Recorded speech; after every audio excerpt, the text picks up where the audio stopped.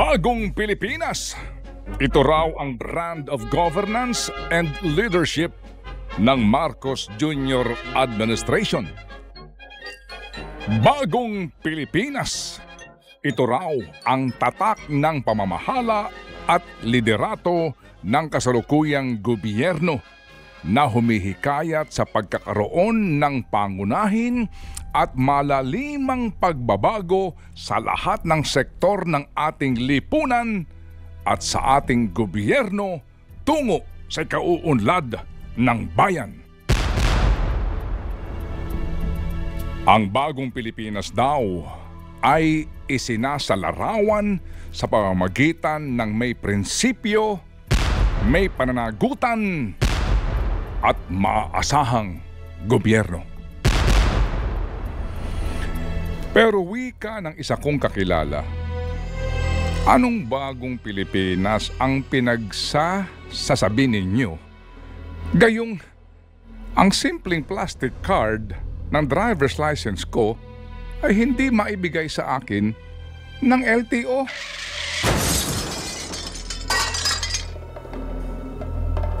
Ang wikang ito ng aking kakilala ay maaaring ituring ng iba na maliit na bagay lamang. Ngunit sa naging talumpati po ni Pangulong Marcos Jr. noong pong Linggo, Enero 28 sa Quirino Grandstand, malinaw na ang mga reklamong tulad ng iwiniwika ng aking kakilala ay hindi dapat nangyayari sa bagong Pilipinas. Pakinggan natin ito. Sa bagong Pilipinas, ang pagbabago ay nagsisimula sa pamahalaan. While power emanates from the people, change must begin from government. Kaya naman, ito ang aking mga mahigpit na tagubilin sa mga kawani ng gobyerno. Una, bawal ang tamad at makupad sa pamahalaan. Walang puwang ang mga mabagal at sagabal sa serbisyo publiko.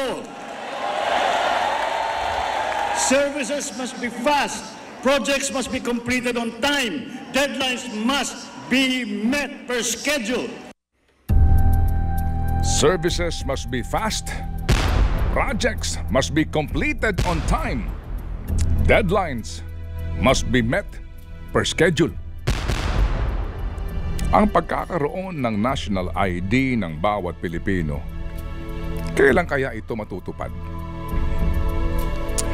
Huwag na ho natin munang isama sa mga katanungan ang tanong ng Commission on Audit kung kailan matatapos ang 96 billion pesos na halaga ng mga proyekto ng DPWH na matagal nang nakatenga at nasasayang lang.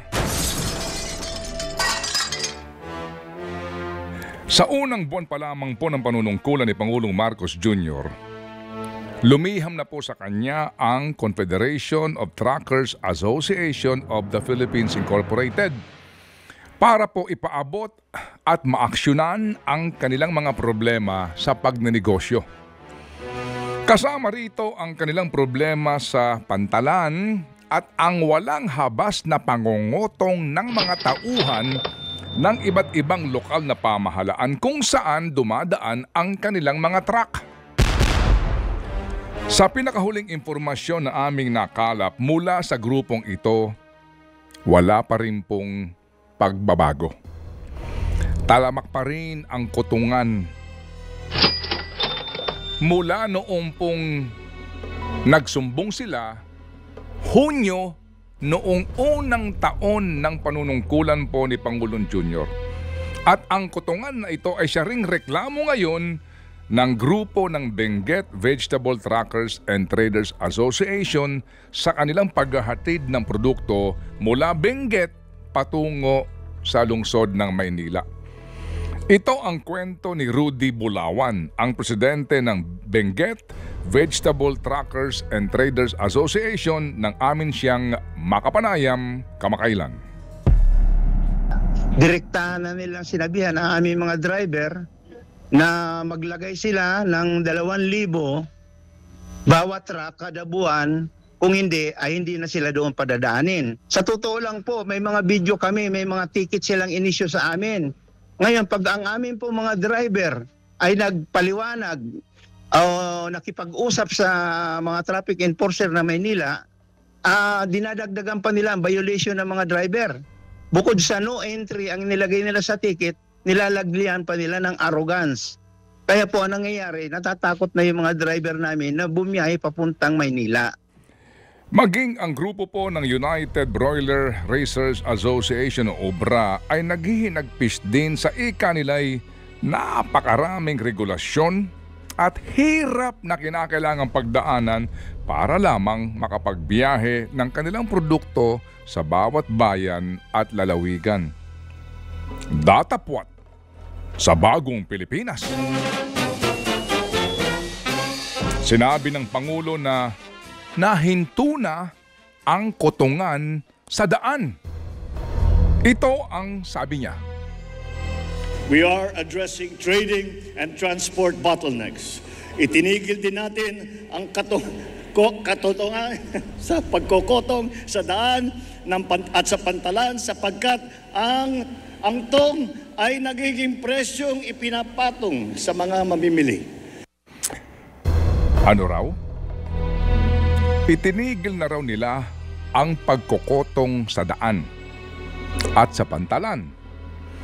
Kung totoo ang sinasabi ninyo, Ginoong Pangulo, mawalang galang lang po, bakit nagpapatuloy ang mga reklamo?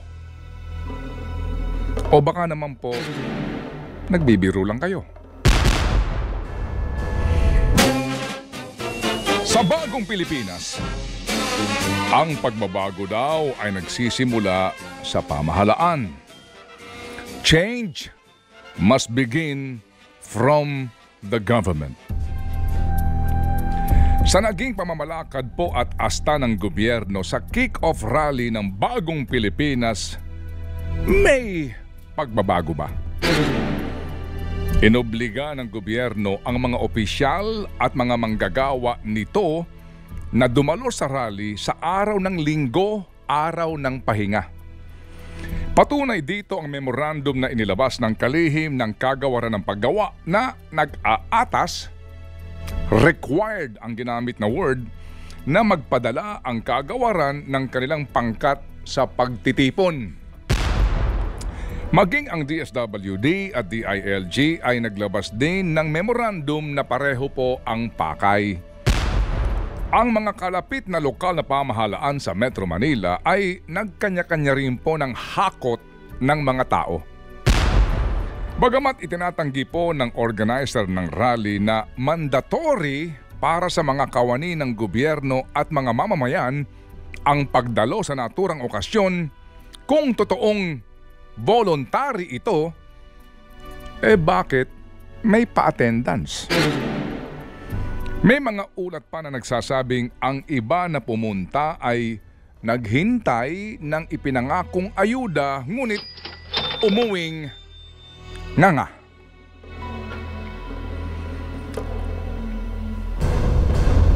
Bagong Pilipinas? Walang pagbabago sa Pilipinas kung ang hakot system na ito pa rin ang paraan na ginagamit ng gobyerno para magkatao sa kanilang inorganisang rally. Pero sa bagong Pilipinas daw, bawal ang waldas. Magkano po naman kaya ang naubos na pera ng bayan sa rally sa Luneta noong Linggo? Amin pong tinanong ang isang opisyal ng Presidential Communications Office o PCO kung magkano ba ang perang inilaan at ginasta sa rally. Subalit, kailangan pa raw itong i-audit para maisapubliko ang kabuuang halaga na nagasta. Kailan kaya ito isa sa publiko? Hindi ba't sa bagong Pilipinas ang paggugol ng budget ng bayan ay bukas daw sa publiko at hindi ikinukubli? Sa bagong Pilipinas, bawal ang waldas. Ang paghahanda, lalo na ang paggugol ng budget ng bayan, ay bukas sa publiko at hindi kinukubli. Walang parte nito ang kinukupit o sinusubi. Habang hindi po tuwirang masagot ng Presidential Communications Office kung magkano ba ang perang nakalaan at nagasta sa kick-off rally na ito, sa tulong po ng Vera Files, natuntun namin ang paanyaya para sa bidding ng mga gastusin sa bagong Pilipinas launch. Para po sa pagbili ng aprons, 949,600 pesos. Ballers, 949,500 pesos. Caps, 948,000 pesos. Car stickers, 950,000 pesos. Hoodie jackets, 948,000 pesos. Tote bags, 948,000 pesos. T-shirts, 949,500 pesos. Tumblers, 947,700 pesos. Suma total, 7,590,300 pesos. Ang invitation to bid ay inilabas October 31, 2023. Ito'y sinundan pa ng pahabol na imbitasyon sa mga suppliers para sa karagdagang hoodie jackets at t-shirts na nakakahalaga ng 1,897,500 pesos. Samantalang noong pong December 7 ng nakaraang taon, naglabas ang Presidential Communications Office ng invitation to bid para sa rental of technical equipment na gagamitin sa kick-off rally na nagkakahalaga ng 16,400,000 pesos. Dito pa lamang po sa ating nabanggit na halaga sa invitation to bid ay halos 26 million pesos na pondo ng bayan ang sinasabing magagasta. Hindi pa ho kasama dito ang kwentada sa aktual na araw kung saan may rentahan pong mga bus at meron pa rin pong gastusin sa pagkain at iba pa. Kung ang sinasabing brand of governance po ng Marcos Jr. Administration ay bagong Pilipinas, naging magandang pagkakataon nga sana ang nasilayan nating lahat na kick-off rally sa Luneta para patunayan ng pamahalaan na ang pagbabago ay nagsisimula sa pamahalaan. Dahil kung totoong bagong Pilipinas, ay dapat wala ng hakot system. Dapat walang pagtatago sa halaga ng ginastos na pera ng bayan sa pagtitipon. Bagong Pilipinas. Simulan nyo. Magtipid kayo sa paggasta sa pera ng bayan. Ingatan ninyo ang pera ng bayan. Huwag pilitin ang mga Pilipino sa ayaw nila. Huwag niyong linlangin ang mga Pilipino. Huwag manuhol at magsamantala sa kahirapan at kamangmangan ng mga Pilipino.